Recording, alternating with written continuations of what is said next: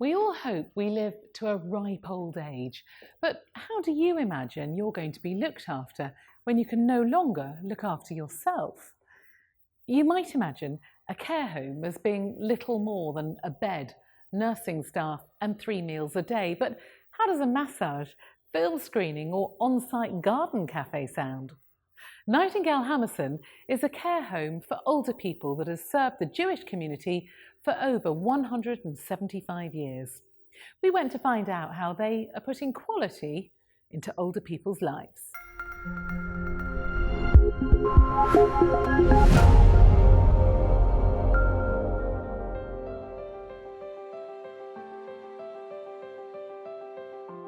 The population is getting older. At the same time, there's a lot more dementia and a lot more complex care needs for people, particularly in their 90s and 100s. We have an average age of people in their mid-90s here at Nightingale. My mother is 96 and she's over 90 when she came. The facility she's used most has been physiotherapy, and the team are extraordinary. But then when she had an accident last August, she fell and broke her arm. She came out of hospital, couldn't walk at all. She had to be hoisted in and out of bed. I couldn't believe they would ever get her to walk again, and they did. It was their determination and hers, and bit by bit they got her walking again. One lady in particular called Anne, who when she first came, she always talked about wanting to go on holiday and wanting to get away. And she had a lot of physical disabilities that she couldn't walk very easily. She needed a lot of assistance. And over the last 4 years, she's worked intensively with our physio team and been transformed. I would say she's our greatest advocate now. She loves being here, she's involved in everything, she goes everywhere. I don't think Nightingale Hammerson would be the way it is if we didn't have in-house services. A lot of residents who come to us are at risk of falls. At times you really need somebody to have a functional assessment that looks at their environment, that looks at their physical being, to ensure that all necessary steps are put in place to prevent the person from falling.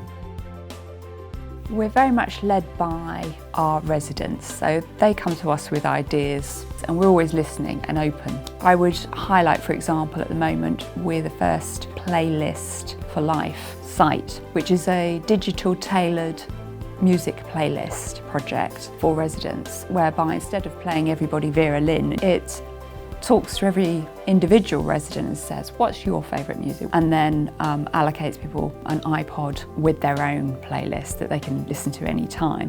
And one of the things that we do for people who are in their last few days would be to use their digital playlist if they have one, so that when all other senses are going and may have their eyes shut but may not be asleep, they can listen to their favourite music, which might actually get a response that we might not have seen otherwise. So they're listening to their favourite music in their last moments. Another difference with us is we have an on-site nursery where the children come in on a daily basis to interact with residents. It's been open since September and it's absolutely been phenomenal.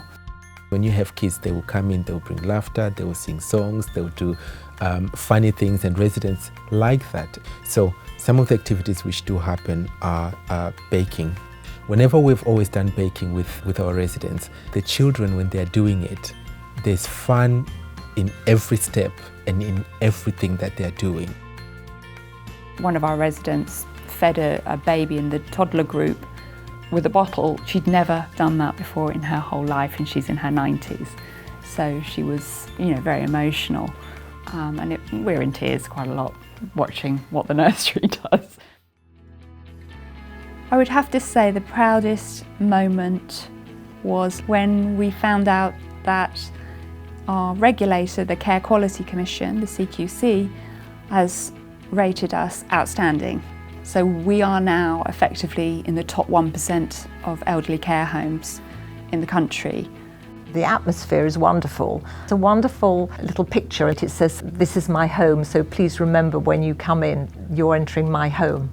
And it is their home, and one respects that. And everybody's really friendly. There's a lovely atmosphere. I think it just really reflects the huge amount of hard work of all the volunteers and staff, all the initiatives, all the innovation and the improvements that they said themselves they've seen over the years.